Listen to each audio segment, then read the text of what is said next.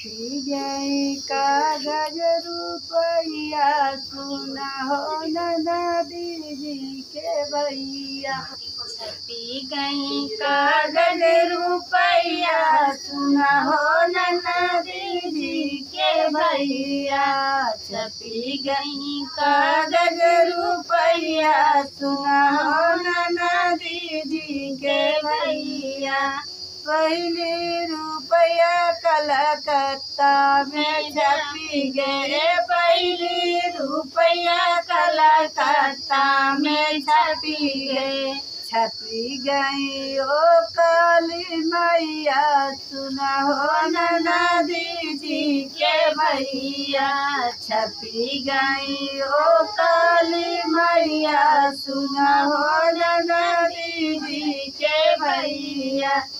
छपी गए कागज